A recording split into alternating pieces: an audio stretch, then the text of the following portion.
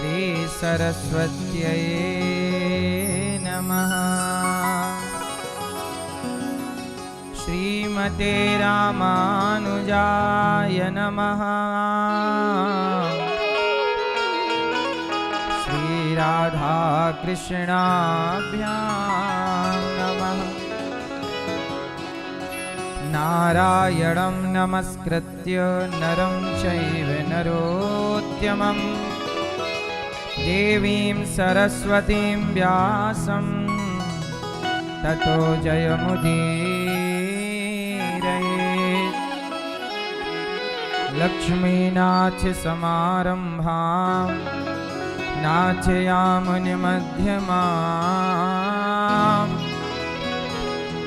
अस्मदाचार्यपर्यन्तां वन्दे गुरु परम्परां। जय जय श्री राधा रमण, जय जय नवल किशोर, जय गोपी चित चोर प्रभु, जय जय माखन चोर। जय जय माखन चोर, जय जय माखन चोर। राधा मेरी मात है, पिता मेरे घनश्याम, इन दोनों के चरणों में मेरा कोटि कोटि प्रणाम। मेरा कोटि कोटि प्रणाम, मेरा कोटि कोटि प्रणाम। आए हो तो प्रेम से लो हरि का नाम, सब भक्तों को अनिरुद्ध की जय जय राधे श्याम। जय जय राधे श्याम, जय जय राधे श्याम, जय जय सीताराम।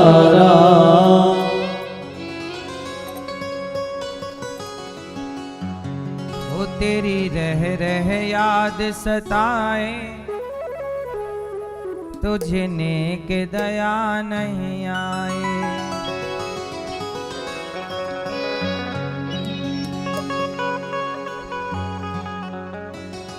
ओ मुझे दर्शन दो बनवारी, ओ मुझे दर्शन दो बनवारी, नहीं तो मर जाएगी तेरी प्यारी, नहीं तो मर जाएगी तेरी प्यारी।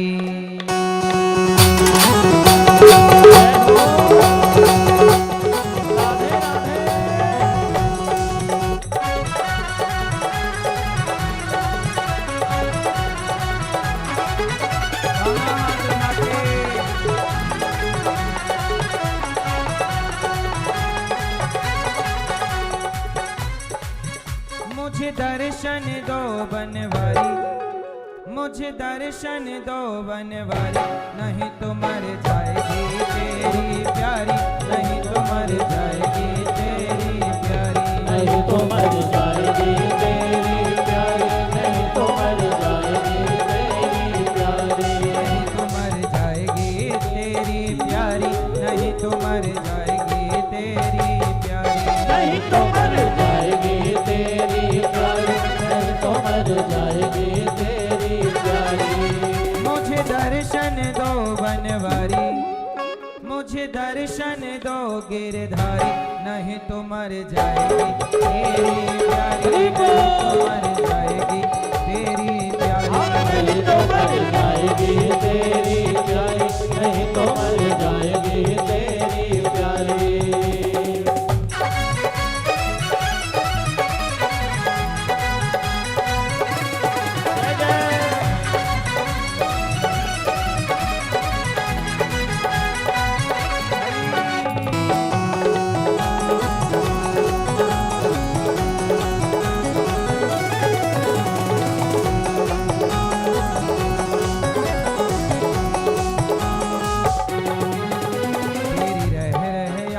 सताए, तुझने के दया नहीं आए। तेरी रह याद सताए, तोहने की दया नहीं आए। तेरी रह याद सताए, तुझने के दया नहीं आए। तेरी रह याद सताए, तोहने की दया नहीं आए। और मुझे क्यों इतना तड़पाए, मुझे क्यों इतना तड़पाए, चित चोर को आंख दिखाए। हम मुझे क्यों इतना तड़पाए, चित छोड़ से आंख दिखाए। तूने भली करी मुझसे यारी, तूने भली करी मुझसे यारी, नहीं तो मर जाऊंगी, नहीं तो मर जाएगी तेरी प्यारी, नहीं तो मर जाएगी तेरी प्यारी, नहीं तो मर जाएगी तेरी प्यारी, नहीं तो मर जाएगी तेरी प्यारी, नहीं तो मर जाएगी तेरी प्यारी, नहीं तो मर जाएगी तेरी प्यारी।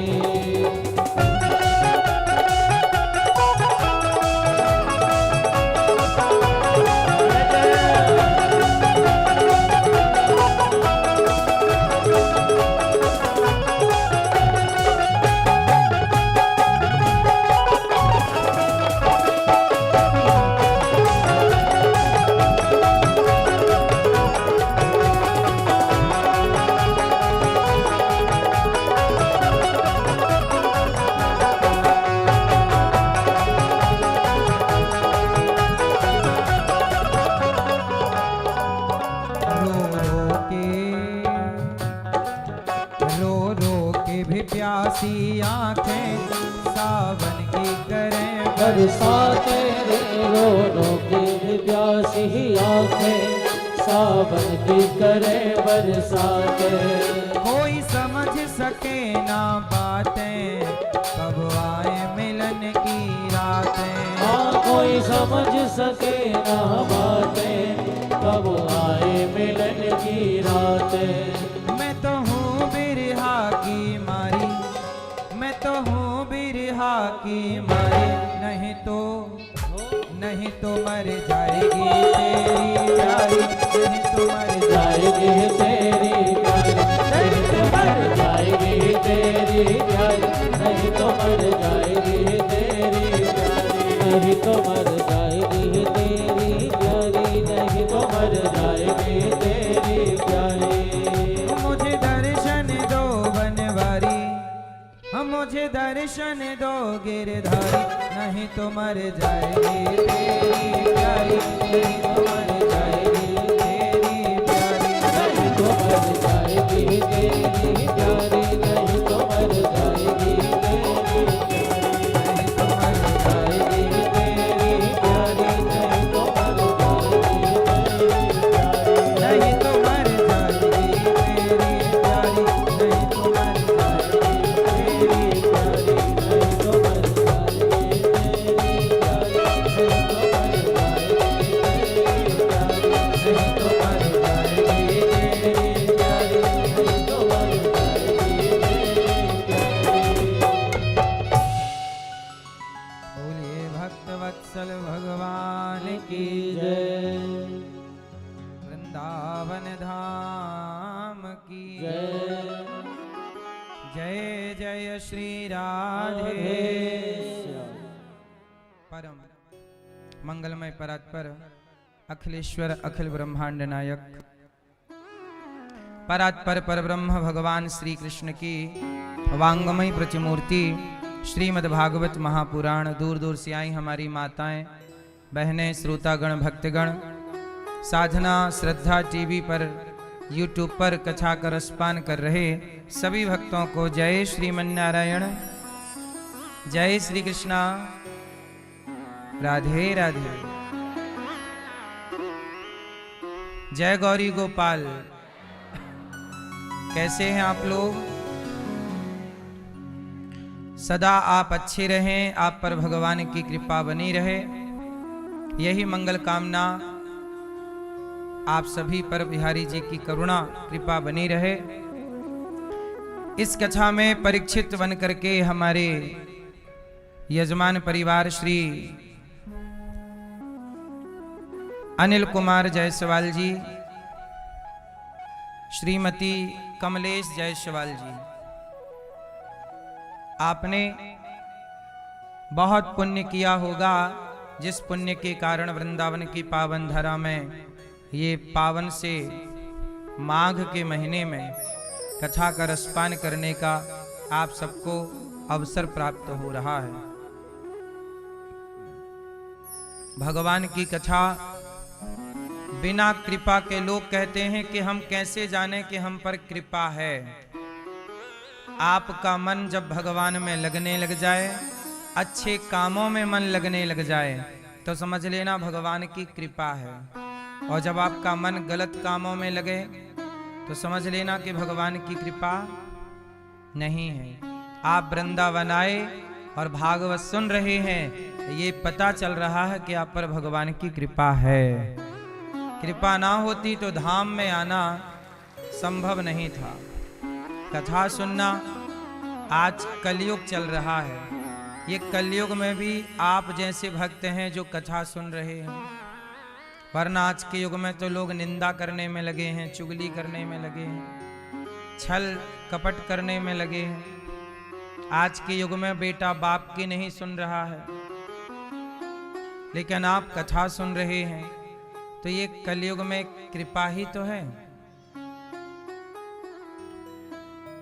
तो आप अनिल कुमार जी और श्रीमती कमलेश जायसवाल जी, आपके पुत्र कार्तिकेय जी, पुत्री आंचल जी, लक्ष्मी जी, रविशंकर जायसवाल जी, मिथिलेश जायसवाल जी, पुत्री मान्यता जायसवाल जी, सुल्तानपुर से आप आए हैं और अपने कुल को पवित्र कर रहे हैं भागवत सुन करके। साथी रामकृष्ण राज जी, आपकी मौसी जी सविता मरकाम जी और भाई दीप मरकाम जी, आप भी परीक्षित बन के अपने पितरों को कथा सुनाने के लिए छत्तीसगढ़ कोरबा से आए हैं और प्रेम से कथा की गंगा में आप जुड़ रहे हैं। भगवान की कथा आप लोग सुन रहे हैं, इसका मतलब जब आप भगवान की कथा सुनने लग जाते हैं तो भगवान भी आपकी व्यथा सुनने लग जाते हैं। तुम उनकी कथा सुनो, वो आपकी क्या सुनेंगे? व्यथा। प्रिय भक्तों, कल हम लोग कथा सुनने में परीक्षित जी की कथा सुनी थी। परीक्षित जी को सुखदेव भगवान ने भागवत सुनाई। धुंधकारी 7 दिन की कथा सुन के तर गए। भगवान के 24 अवतारों के बारे में कल हम लोगों ने जाना। एक बार नारद जी भ्रमण कर रहे थे, श्रीमन्नारायण श्रीमन्नारायण श्रीमन्नारायण। नारद जी चल रहे थे तो कीर्तन करते हुए चलते हैं। नारद जी चलते हैं तो कीर्तन।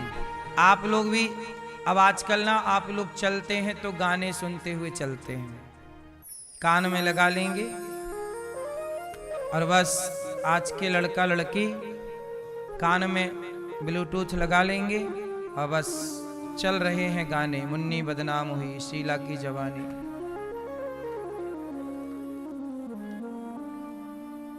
ब्लू है पानी पानी।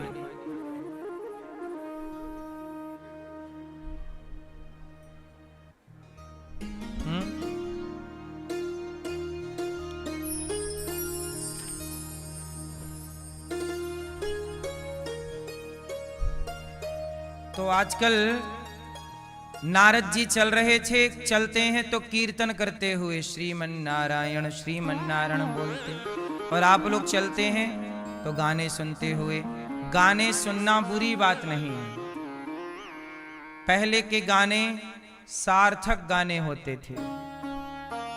पहले के गाने क्या थे? जिनका कोई अर्थ था। क्या गाने होते थे पहले? सुख के सब साथी दुख में न कोई। ये पुराने गीत हैं, पहले के गाने होते थे। मैया जी झूठ मत बोलो, प्रभु के पास जाना है। सजन रे झूठ मत बोलो। मतलब इन गानों का कोई अर्थ है कि नहीं? सार गर्भित गीत हैं ये। और आजकल के गीत, एक पत्रकार हमें सुना रहे थे आज के गीत, कुक्का कुक्का कुक्का कुक्का कोला और लड़के चाहिए 15-16। अब लो अब एक दो से बात नहीं बन रही है। ये गीत जब सुनेंगे तो क्या होगा? पहले के गीत कितने सार्थक थे, जिन भजनों का, जिन गीतों का कोई अर्थ था। बोलो हाँ या ना? तोरा मन दर्पण कहलाए, ये गीत थे पुराने, जिनका कोई अर्थ था। प्रदीप जी के गीत हैं, पिंजरे के पंछी रे तेरा दर्द न जाने कोई। ये प्राचीन पुराने गीत हैं। ये इनका अर्थ कितना गहरा है। तो आप सुने, गीत सुनना बुरा नहीं है। लता जी के बहुत सारे गीत बहुत सार गर्भित हैं। रफी जी के गीत, मन्ना डे जी के गीत। अब मन्ना डे जी ने गीत गाया, देते हैं भगवान को धोखा, इंसान को क्या छोड़ेंगे। गा रहे हैं कसमे वादे प्यार वफा सब, बातें हैं बातों का क्या। कोई किसी का नहीं ये झूठे, कोई किसी का हो नाते हैं नातों का क्या। कसमे वादे प्यार वफा सब, बातें हैं बातों का क्या। तो आप पुराने गीत सुनिए, सार जिनसे सीख मिले। हमें वही चीज ग्रहण करनी चाहिए जिससे हमें अच्छी सीख मिले। जिससे हमें बुराई मिल रही हो, हम वो क्यों ग्रहण करें बताओ? इसलिए मेरी माँ, नारद जी चल रहे हैं कीर्तन करते हुए। एक दिन क्या हुआ, नारद जी कीर्तन करते करते बद्रीनाथ पहुंचे। वहां देखे कि वेदव्यास जी उदास बैठे। वेदव्यास, नारद जी ने कहा नारायण नारायण। वेदव्यास जी, आपने 17 पुराण लिख डाले, इतना बड़ा काम कर डाला, लेकिन आप उदास हैं, क्यों? व्यास जी ने कहा कि क्या बताऊं, मैं बड़ा उदास तो हूं। नारद जी ने कहा कि अभी तक आपने पुराणों में ज्ञान की बड़ी बड़ी बातें की हैं, त्याग तपस्या की बड़ी बड़ी बातें की हैं, कहीं भक्ति की बात ठीक से आपने की नहीं है, प्रेम की बात नहीं की। अब कृष्ण के प्रेम का वर्णन कीजिए। जब कृष्ण प्रेम का वर्णन करेंगे तो आपको शांति प्राप्त होगी। तब कृष्ण प्रेम के लिए वेदव्यास जी ने 18वां पुराण लिखा, श्रीमद् भागवत महापुराण। और जब भागवत जी लिखे तो वेदव्यास जी को परम शांति का अनुभव हुआ। जरा सोचिएगा, लिखने वाले को शांति भागवत लिख करके मिली, तो सुनने वाले को भी भागवत सुनकर ही शांति मिलेगी। आप कितना भी सुन लो, संसार का गीत, कहानियां, कुछ भी सुन लो, पर जब तक भागवत नहीं सुनी जाएगी शांति नहीं प्राप्त होगी। इसलिए सुनने योग्य क्या है? क्यों मैया? श्रवण के योग्य क्या है? सुनने के योग्य क्या है? सुनने के योग्य है भगवान की कथा। वेदव्यास जी ने कहा ठीक है, मैं भागवत जी की शुरुआत करता हूं। और वेदव्यास जी ने महाभारत के युद्ध से भागवत जी की शुरुआत कर दी। महाभारत के युद्ध में द्रौपदी के 5 पुत्रों को जब पांडव जीत गए और कौरव हार गए, तो कौरवों को लगा कि अब तो हम हार ही गए, अब क्या करें। तो अश्वत्थामा आए। दुर्योधन बोला कि मित्र तुम मेरा एक काम कर दोगे क्या? मैं पांडवों को मरा हुआ देखना चाहता हूं। दुर्योधन के 100 भाई 99 भाई मर चुके हैं, अपने खुद के पुत्र मर चुके हैं, दुर्योधन के वंश नाश हो गया, पर मरते मरते क्या बोल रहा है? पांडवों को मरा हुआ देखना चाहता हूं। कुछ लोग कैसे होते हैं? ओले की तरह होते हैं। ओला, ओला समझते हैं? अभी नहीं, सर्दियों में ओले गिरते हैं, बर्फ का गोला आकाश से। जब ओला गिरता है तो ओला इतना दुष्ट होता है कि वो स्वयं तो बर्बाद होता है, लेकिन जहां गिरता है जिस फसल में उसे भी बर्बाद। तो दुर्योधन ओले की तरह है, स्वयं तो मर रहा है पर इतना दुष्ट है कि मरते मरते वो पांडवों को भी मारना चाहता है कि ये भी मर जाए। तो क्या योजना बनाई? बोले गुरु द्रोणाचार्य के बेटे का नाम है अश्वत्थामा। अश्वत्थामा से दुर्योधन ने कहा कि आप ऐसा करो कि पांडवों को मार लाओ, जाओ। अब अश्वत्थामा चले, सेनापति बना दिया, जाओ पांडवों को मार के लाओ। चले। अब पांडव सो रहे थे, भगवान कृष्ण समझ गए कि पांडवों पर खतरा है, तो पांडवों को जगाया भगवान ने, उठो उठो उठो, चलो। दूसरी जगह ले जाकर भगवान ने सुला दिया। पांडवों की जगह पर द्रौपदी के अर्थात पांडवों के 5 पुत्र आकर के सो गए। द्रौपदी के 5 पुत्र थे, 5 पांडवों के एक एक। द्रौपदी के एक पुत्र का नाम था प्रतिविंध्य, दूसरे का नाम था सुत सौम, तीसरे का नाम था श्रुतकर्मा, चौथे का नाम था शतानीक और 5वें का नाम था श्रुतसेन। ये द्रौपदी के 5 पुत्र हैं। जब द्रौपदी के 5 पुत्र सो रहे थे तो अश्वत्थामा ने सोते हुए 5 बच्चों के सिर काट लिए, सिर काट दिए और 5 के सिर लेकर के दुर्योधन के पास गया। देखो दुर्योधन, मैंने पांडवों की हत्या कर दी, ये रहे 5 के सिर। तो भीम बोला, दुर्योधन बोला कि इन 5 में जो भीम का सिर है वो हमें दो।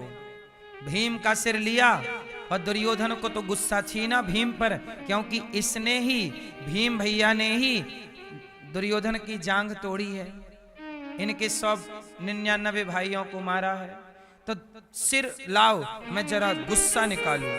तो भीम का सिर लेकर के और दुर्योधन ने जोर से दबाया, और दबाया तो सिर आसानी से दब गया और चूरा चूरा हो गया। दुर्योधन बोला, मित्र ये भीम तो नहीं हो सकता, इतनी आसानी से सिर दब गया, ये भीम नहीं हो सकता। तो कौन है? ध्यान से देखा तो ये पांडव नहीं, पांडवों के जैसे दिखने वाले पांडवों के पुत्र थे। भीम का बेटा भीम जैसा दिखता था, अर्जुन का अर्जुन के जैसा। दुर्योधन बोला, तुमने तो मेरा वंश नष्ट कर दिया, कोई नहीं बचा। पहले खुशी हुई कि पांडव मारे गए, फिर दुख हुआ कि ये तो पांडव नहीं पुत्र हैं, तो सुख और दुख की संधि में दुर्योधन की मृत्यु हो गई। दुर्योधन की मृत्यु तब होती जब वो पहले खुश होता और तुरंत दुखी हो जाता। तो यही हुआ। अब अश्वत्थामा भागा कि हमने तो बड़ी गलती कर दी, 5 पुत्रों को मार डाला। अब जब भागा, सुबह हुई, द्रौपदी ने देखा कि हमारे 5 पुत्र तो मरे पड़े हैं, धड़ है, सर का पता नहीं। अब तो द्रौपदी रोने लगी। अर्जुन आए, क्या हुआ? बोले पुत्रों को अश्वत्थामा ने मार डाला। तुरंत भगवान कृष्ण को सारथी बनाया अर्जुन ने और अश्वत्थामा को पकड़ने के लिए दौड़े। अश्वत्थामा भागा जा रहा है, भगवान कृष्ण ने अश्वत्थामा को पकड़ लिया, मतलब रथ के आगे खड़ा कर लिया अपना रथ। अर्जुन पकड़ने के लिए गए तो अश्वत्थामा ने अर्जुन को मारने के लिए ब्रह्मास्त्र चला दिया। अर्जुन दौड़े दौड़े भगवान की शरण में आए। कृष्ण कृष्ण महाबाहो भक्तानां भयंकरा त्वमेको दह्यमानानां मपवर्गोऽसि संस्रते। अर्जुन ने कहा प्रभु इसने ब्रह्मास्त्र चला दिया, मैं मर जाऊंगा। भगवान बोले आप भी चलाओ, यदि आप भी ब्रह्मास्त्र चलाओगे। अर्जुन ने भी चलाया, दोनों ब्रह्मास्त्र शांत हो गए। दोनों को शांत किया भगवान ने। अश्वत्थामा को पकड़कर भगवान अर्जुन द्रौपदी के सामने लाए। द्रौपदी तेरे 5 पुत्रों का हत्यारा सामने खड़ा है, जो दंड देना चाहती हो दे दो। द्रौपदी ने कहा कि क्या इसे मार देने से मेरे मरे हुए पुत्र जीवित हो जाएंगे? मैया अब यहां ध्यान से सुनना मेरी मां। द्रौपदी के कितने बच्चे मरे हैं? जोर से 5। और मारा किसने है? अश्वत्थामा ने। और अश्वत्थामा को अर्जुन ने लाकर सामने खड़ा कर दिया। द्रौपदी ये रहा हत्यारा, अब दंड जो देना चाहो दो। अब बताओ क्या करना चाहिए इस हत्यारे के साथ? जोर से। मैया बैठ जाओ मेरी मां, शांति से बैठो और सुनो। स्वयं भी शांत रहो, औरों को भी शांत रखो। लाल मैया चुप्पी टाप रहो मेरी मां। सुनो, अब मुझे ये बताओ कि अश्वत्थामा के संग क्या करना चाहिए? क्या करें? मार दिया जाए कि छोड़ दिया जाए? बोल तेरे साथ क्या सुलूक किया जाए? क्या किया जाए? क्या करना चाहिए भैया? हैं? क्यों मैया क्या करना चाहिए अश्वत्थामा के साथ? हैं? छोड़ देना चाहिए। ऐसे हत्यारों को छोड़ देना चाहिए।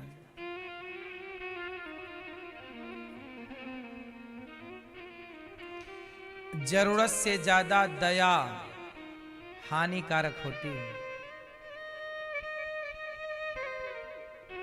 जरूरत से ज्यादा दया भी हानिकारक है कि नहीं? आतंकवादियों को छोड़ देंगे तो कल भी आतंक ही फैलाएगा। बोलो हाँ। अश्वत्थामा के संग क्या करें? भीम बोले मार दो, अर्जुन बोले मार दो, द्रौपदी बोली छोड़ दो। भगवान से कहा गया आप बताओ क्या करें? तब भगवान ने निर्णय दिया, ब्रह्मबंधुर्न हन्तव्य आततायी बधार्हणः मयैवो भयमाम्नातं परिपाह्यनुशासनम्।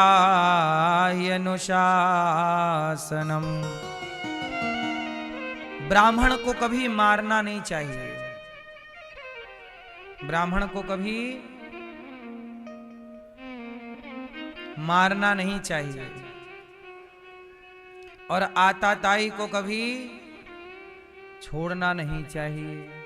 तो भगवान ने निर्णय दिया कि इसे मार भी दो और छोड़ भी दो। अब बताओ क्या करें? मार भी दो और अश्वत्थामा को मार भी दो और छोड़ भी दो। क्या करें कि मार भी दिया जाए और छोड़ भी दिया जाए?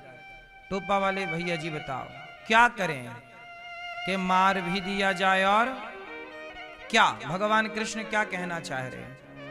मार भी दो और बताओ क्या करें? पीले भैया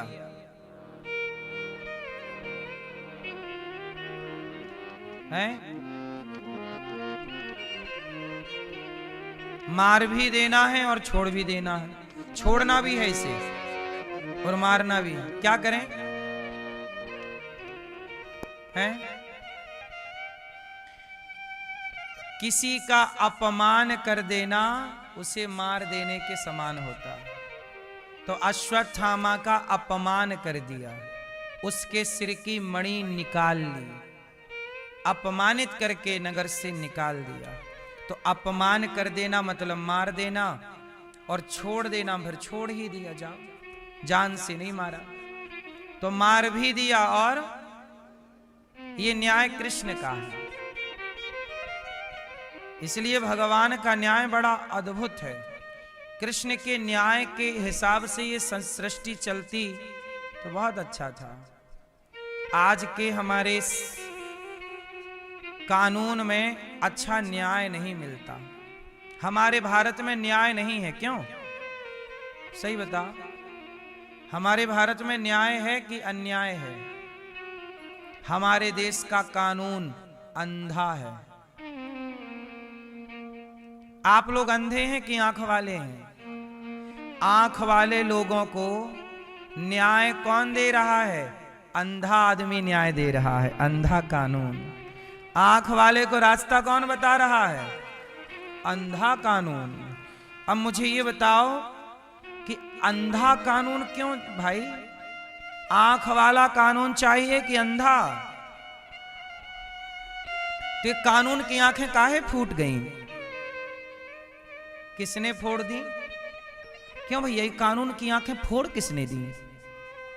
कहते ना कानून अंधा है, तो किसने फोड़ दी आंखें? बोलो मेरी मां, कानून की आंखें फोड़ी किसने? चलो बताओ,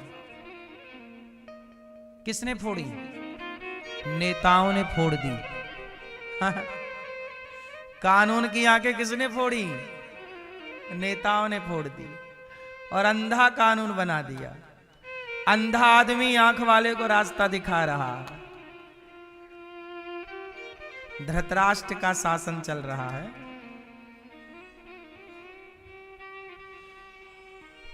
भगवान कृष्ण का न्याय बड़ा। भगवान कृष्ण के जमाने में कृष्ण का कानून अंधा नहीं था, राम का कानून अंधा नहीं था, पर आजाद भारत का कानून अंधा है।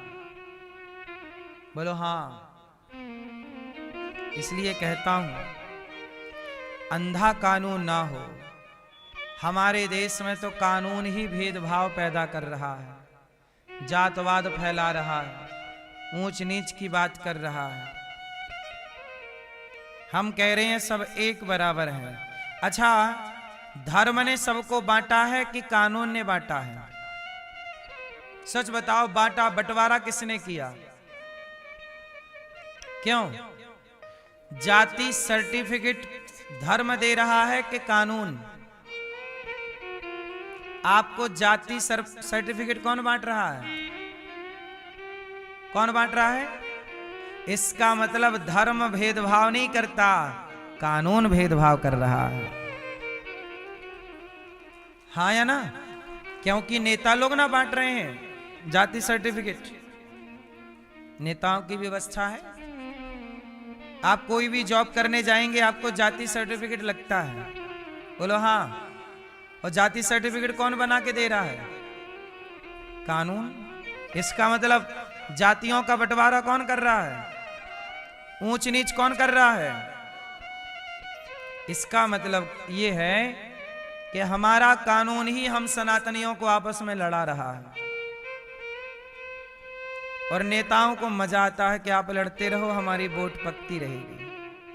क्योंकि आप संगठित हो गए तो वोट कहां मिलनी है? फूट डालो, शासन करो, ये किसने नारा दिया था?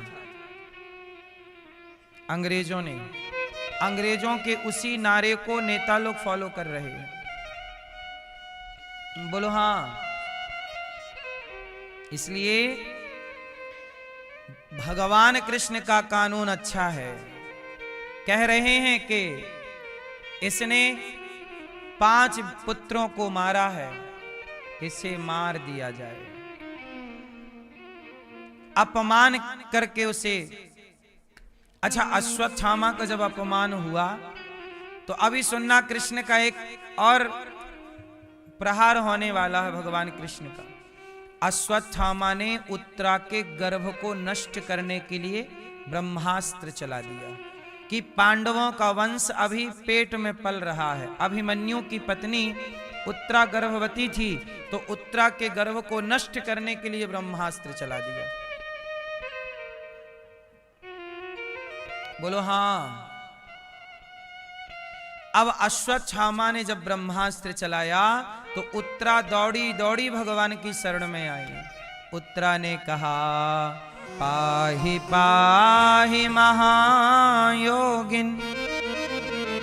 हे प्रभु, हे महायोगी, महायोगी, देव देव जगत पते, हे जगत के पति, हे जगत पिता,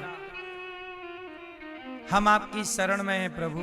हमारे बच्चे ने जन्म भी नहीं लिया और देखो अश्वत्थामा ने ब्रह्मास्त्र चला के मार डालना चाहा है हमारे पुत्र को।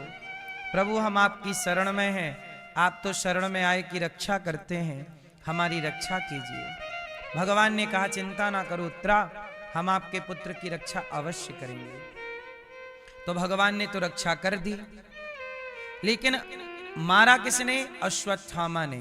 तब भगवान ने दंड दिया, जाओ अश्वत्थामा, तुमने भ्रूण हत्या करना चाहा है।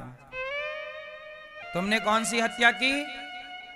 भ्रूण हत्या, गर्भपात करना चाहा है। सबसे बड़ा पाप है पेट के बच्चे को मार डालना। जाओ, हम तुम्हें सजा दे रहे हैं, तुम अमर हो जाओ। अब ये अमर हो जाना, ये सजा है कि वरदान है? तो ये सजा ऐसी है कि तुम्हें भूख लगेगी, तुम खा ना पाओगे, प्यास लगेगी, पानी पी ना पाओगे, तो भूखे प्यासे अमर रहना है। अब बताओ, ये सजा है कि वरदान है? आज भी अश्वत्थामा अमर हैं, पता है आपको? कई बार आपने सुना होगा, अश्वत्थामा नर्मदा के किनारे। अब अमर हैं तो पूरे भारत में घूमते रहते हैं। कभी यहां दिखे, कई लोगों को दिखे, ऐसा लोग दावा करते हैं। अश्वत्थामा आज भी जिंदा है, आज भी जीवित है। इनके जीवित होने का शास्त्रों में प्रमाण तो है। यूं भी प्रमाण है कि कई बार कुछ लोगों के द्वारा एक विशालकाय इंसान देखा गया, तो उसे अश्वत्थामा कहते हैं।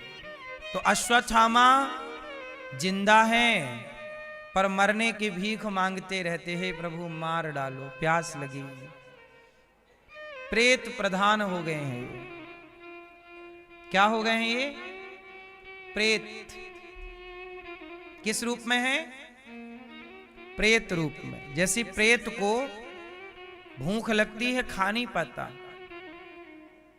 प्यास लगती है, पानी पी नहीं पाता।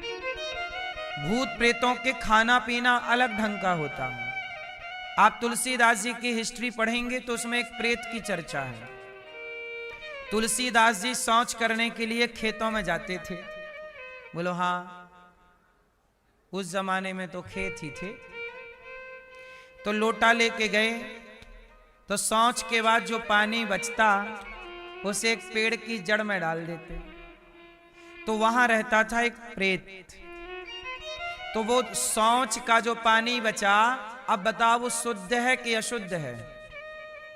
बोलो, शुद्ध है? अशुद्ध है। शौच के बाद जो पानी बचा वो पानी अशुद्ध है। और तुलसीदास जी का नियम बन गया कि उसी तरफ जाते और जो पानी बचता उसी एक पेड़ की जड़ में डाल देते, वहां प्रेत रहता। तो वो अशुद्ध पानी पीता प्रेत। प्रेत शुद्ध पानी नहीं पीता। प्रेत कैसा पानी पीता है? अशुद्ध। देखो इस धरती पे पॉजिटिविटी है तो नेगेटिविटी भी है, नकारात्मकता। जैसे कई बार आप लोग भोजन करते हैं, बोलो हाँ, तो भोजन करने से ना कई बार आपके मुंह से अन्न का दाना गिर जाता है। तो कई बार देखा होगा ना, जूठन थाली के नीचे गिरता है, बोलो हाँ। वो जो जूठन गिरा है ना आपका, उसे प्रेत ग्रहण करता है, उसे भूत प्रेत पिशाच ग्रहण करते हैं। क्योंकि शौच का पानी अशुद्ध, जूठन अशुद्ध। इसलिए कहता हूं कि खाओ पियो बड़ी सावधानी से। आप कुछ भी, जैसे आपके घर में आप शुद्धि का ख्याल नहीं रखते, यदि अशुद्धि होगी तो आपके घर ना ये नकारात्मकता घुस जाएंगी, क्योंकि उन्हें खाने पीने को चाहिए ना। तो भूत प्रेत भी तो ब्रह्मांड में सब, धरती तो सब की है, सब भाग ही रहे हैं, जिसे जहां जगह मिल गई वहीं घुस गया। इसलिए अपने घर के वातावरण को शुद्ध रखिए। शुद्धता में पॉजिटिविटी आती है, अच्छाइयां प्रवेश करती हैं, और अशुद्धि में बुराइयां प्रवेश कर जाती हैं। तो तुलसीदास जी पेड़ की जड़ में पानी डालते रहे, एक दिन प्रेत प्रकट हो गया। तुलसीदास जी बोले कौन हो? बोले मैं प्रेत हूं। तुलसीदास जी बोले कैसे आ गए? बोले आपने पेट भर दिया हमारा पानी से, हम खुश हो गए, कोई वरदान मांगो। अच्छा, प्रेत भी सिद्ध हो जाता है, खुश हो जाते हैं ना ये लोग, वरदान मांगो। तुलसीदास जी बोले प्रेत भाई साहब हमें बस इतना वरदान दो कि हमें हमारे भगवान से मिला दो, राम का दर्शन करा दो। प्रेत बोला कि देखो राम जी का दर्शन तो मैं भी नहीं कर पाया, लेकिन मैं आपको एक उपाय बता सकता हूं। क्या? बोले आप जब सत्संग करते हो तो सबसे पीछे जो एक गंदा सा आदमी आके बैठता है वो हनुमान जी हैं, तुम उनके पांव पकड़ लेना, वो तुम्हें दर्शन करा देगा। तो याद रखना, तुलसीदास जी को हनुमान जी तक एक प्रेत ने पहुंचाया था। तो प्रेत भी यदि आपके अंदर भक्ति है और प्रेम है तो आपकी इंसान तो छोड़ो, भूत प्रेत भी मदद कर सकते हैं यदि आपके अंदर भक्ति है तो। रास्ता सही है तो प्रेत भी मदद कर सकता है, और रास्ता आपका गलत है तो फिर तुम्हारा बाप भी साथ नहीं देता। बोलो हाँ। तुलसीदास जी सत्संग करते तो हनुमान जी रोज आया करते थे। अच्छा, आते रोज थे, तुलसीदास जी नहीं जानते थे। आज प्रेत ने बोल दिया कि तुम वरदान मांगो, तो पूछ लिया कि मेरे को राम कैसे मिलेंगे, तो उन्होंने हनुमान जी का पता दे दिया, वो पहचान लो। अब हनुमान जी आए और सत्संग पूरा हुआ तो जाने लगे। तुलसीदास जी दौड़ के गए और पांव पकड़ लिए। अब हनुमान जी तो सामान्य रूप में थे, तो कहा कि महाराज आप तो कथा सुनाने वाले महापुरुष हो, हमारे श्रोता के पांव क्यों पकड़ रहे हो? तुलसीदास जी बोले ना प्रभु, आप हनुमान जी हैं, मैं समझ गया, आप मुझे प्रभु का दर्शन कराओ। हे प्रभु आप मुझे दर्शन कराओ। चरण पकड़ ही लिए, तब हनुमान जी ने नहीं छुड़ाया, तुलसीदास जी ने नहीं छोड़ा। तब हनुमान जी ने दर्शन दिया। तुलसीदास जी ने कहा प्रभु मुझे राम का दर्शन कैसे होगा? बोले चित्रकूट में रोज आते हैं राम जी, तुम वहां बैठना। चित्रकूट के घाट में भाई संतन की भीड़, तुलसीदास बैठे हैं घाट पे और राम जी आए, और राम जी आए और राम जी को तुलसीदास जी चंदन लगा रहे हैं राम लक्ष्मण को, पर पहचान नहीं पाए। तब तुलसीदास जी को याद दिलाया हनुमान जी ने, तुलसीदास चित्रकूट के घाट में भई संतन की भीड़, और तुलसीदास चंदन घिसे तिलक लेत रघुवीर। तुम जिन्हें तिलक लगा रहे हो वही रघुवीर हैं, वही रघुनाथ जी हैं, पांव पकड़ो। हनुमान जी ने जब याद दिलाया, तुलसीदास जी गिर पड़े। देखो ना जाने किस रूप में तुलसीदास जी से तिलक लगवा के जाने लगे और तुलसीदास जी नहीं पहचाने। तो हमारे और आपके अगल बगल कब भगवान आके चले गए हों, हम थोड़ी इतनी ताकत रखते हैं कि हम भगवान को पहचान लें। भगवान को तब तक नहीं पहचाना जा सकता जब तक कोई पहचान दिलाने वाले हनुमान जी जैसे कोई संत ना हो, महापुरुष ना हो। इसलिए बिना गुरु के, बिना संत कृपा के, बिना संत कृपा के भगवंत का दर्शन हो भी जाए तो पहचान नहीं होती। उदाहरण देख लो, रावण कम विद्वान था क्या? रावण और विभीषण दोनों भाई हैं, बताओ ज्यादा विद्वान कौन है? कौन है बताओ? रावण ज्यादा विद्वान है, लेकिन रावण राम को नहीं पहचान पाया। राम तो खड़े हैं और विभीषण राम को पहचान गया। बताओ क्यों? क्यों? भक्ति। रावण भी भक्त है, रावण भी तो भक्त है। बोलो हाँ। क्यों? राम को रावण क्यों नहीं पहचान पाया और विभीषण क्यों पहचान गए? सुनो, इसलिए कि विभीषण को हनुमान जी मिल गए। विभीषण को कौन मिला? और विभीषण ने संत को पहचान लिया। अच्छा, तुलसीदास जी को पहले कौन मिले, राम के हनुमान जी? हाँ, पहले संत मिलेंगे फिर भगवंत मिलेंगे, ये प्रोसेस है। विभीषण को मिले पहले लंका में हनुमान जी आए ना कुटिया पे, वो कुटिया पे जब हनुमान जी आए तो विभीषण जी को सब बताए कि राम जी हैं। अच्छा, हनुमान जी रावण को भी मिले पर रावण हनुमान जी को भी नहीं पहचान पाया। संत है ना हनुमान जी, साधु संत के तुम रखवारे। हनुमान जी कौन है? साधु संत के, वो तो साधु संतों के रखवारे हैं, तो हनुमान जी तो संत हैं। अच्छा बताओ, विभीषण ने हनुमान जी को पहचान लिया, रावण ने हनुमान जी को बांध दिया और कह दिया पूंछ में आग लगा दो। अब बताओ, आप किसी संत की पूंछ में आग लगाओगे तो लंका तुम्हारी ही जलेगी। बोलो हाँ, जलेगी कि नहीं? इसलिए कहता हूं, साधु संतों से प्यार से ही मिलो, घमंड एटीट्यूड से ना मिलो। रावण अभिमान से मिला तो लंका जल गई। अच्छा सुनो, रावण जो है वो हनुमान जी को नहीं पहचान पाया कि ये संत हैं। जो व्यक्ति संत को नहीं पहचानता वो भगवान को भी नहीं पहचान सकता, चाहे वो रावण ही क्यों ना हो इतना विद्वान। और विभीषण ने हनुमान जी को पहचान लिया कि आप तो संत हैं। और जब हनुमान जी को पहचाना तो राम को पहचान गए विभीषण जी। इसलिए कहता हूं, पहले गुरु फिर गोविंद, पहले गुरु फिर गुरु गोविंद दो खड़े, काके लागू पाए, बलिहारी गुरु आपने गोविंद दियो बताए। इसलिए कहा गुरुर ब्रह्मा गुरुर विष्णु गुरुर्देवो महेश्वरा, गुरु साक्षात परब्रह्म तस्मै श्री गुरुवे नमः। इसलिए कहता हूं कि गुरु के बिना ईश्वर की प्राप्ति का बोध नहीं होगा। अब देख लो,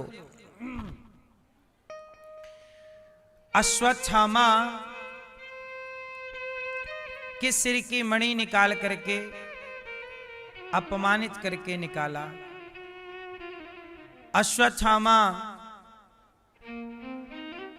भटक रहे हैं प्रेत बन करके, प्रेत की तरह, क्योंकि भ्रूण हत्या की है। हत्या कर नहीं पाए, करने का प्रयास किया। जो व्यक्ति गर्भ के बच्चे को मारता है उसे कितना बड़ा पाप लगता है। इसलिए आप लोगों से मैं विनती करता हूं कि पाप से बचना चाहिए। पाप किसी भी तरह का हो, पाप किसी भी तरह का हो, पाप से बचना चाहिए। बोलो हाँ। पाप मतलब पाप। बच्चे को पेट में आजकल तो आम बात हो गई। सरकार भले कहती है कि गर्भपात ना कराओ, लेकिन सरकारों की गाइडलाइन में ही गर्भपात की दवाइयां बिक रही हैं। बोलो हाँ। मेडिकलों में दवाई मिल जाती है गर्भपात करने की। इसका मतलब है कि हत्याएं आजकल तो देखो कानून इजाजत दे रहा है कि आप पेट के बच्चे को मार सकते हैं। भाई दवाई तो मिल ही रही है ना, वरना दवाई क्यों बेच रहे हो? कुछ देश ऐसे हैं जहां दवाई नहीं मिलती गर्भपात करने की। इसलिए कहते हैं कि आप गर्भपात करने की स्थिति पैदा ना हो, गर्भ गिराने की स्थिति पैदा ना हो, संयमी बनो और अपने आचरण को पवित्र करो। द्रौपदी के सामने अश्वत्थामा तो मुक्त हो गए, पर जब उत्तरा का गर्भ नष्ट करना चाहा तो उत्तरा के गर्भ के आगे अश्वत्थामा को दंड मिल गया। उत्तरा शरण में आई, भगवान ने क्षमा किया। अब भगवान द्वारिका जाने की तैयारी करने लगे। श्री कृष्ण द्वारी, देखो भगवान का कानून, सबको दंड है। क्या राजा क्या संत गृहस्थी, क्या राजा क्या रानी, प्रभु की पुस्तक में लिखी है सबकी कर्म कहानी। ईश्वर के घर न्याय होता है। बोलो हाँ या ना। भगवान राम के पिता दशरथ जी, वो तो भगवान के पिता हैं। बोलो हाँ। लेकिन राम के पिता दशरथ जी ने जब श्रवण कुमार को मारा और श्रवण कुमार के माँ बाप तड़प तड़प के मरे, तो शाप क्या मिला कि जैसे हम तड़प तड़प के मर रहे हैं, दशरथ जी आपको भी तड़प तड़प के मरना पड़ेगा। और देखो ईश्वर का न्याय, दशरथ जी को भी तड़प तड़प के मरना पड़ा। ये ईश्वर का न्याय है, मेरा बाप ही क्यों ना हो, लेकिन यदि कर्मों का दंड है तो भोगना सबको पड़ेगा। क्यों भैया? इसलिए ईश्वर का न्याय बराबर है। आज का न्याय बराबर, बोलो बराबर नहीं है। आपके पास पैसे हैं तो आपको, आपकी गलती है तो भी आप छूट जाएंगे, और पैसे नहीं हैं तो आपकी बिल्कुल गलती नहीं है तो भी आपको जेल में डाल दिया जाएगा अपराधी कह के। बोलो हाँ। अब तो सरकार कानून ऐसे भी बना रही है नए नए, जहां पर सामने वाले ने आपको आरोप लगा दिया कि आप गलत हैं, चाहे वो झूठा ही आरोप लगा दिया हो, आप तो सफाई भी नहीं दे सकते। अच्छा एक बात बताओ, मैंने आप पर कोई आरोप लगा दिया, तो आरोप सही है कि गलत है, इसकी जांच होनी चाहिए कि नहीं? बोलो। लेकिन सरकार ने अब नए जो कानून बनाए हैं उसमें सरकार का कहना है कि जरूरत नहीं है जांच करने की। किसी ने आपको कह दिया कि आप गलत हो तो बस आपको जेल में जाना ही पड़ेगा, और उसकी जांच करने की जरूरत नहीं है। अब ये कानून आ रहे हैं नए। बोलो हाँ। अब बताइए ये न्याय है कि अन्याय है?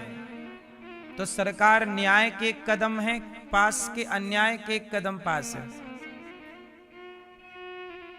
अन्याय पहले ही कम था कि सरकार और अन्याय करना चाहती है।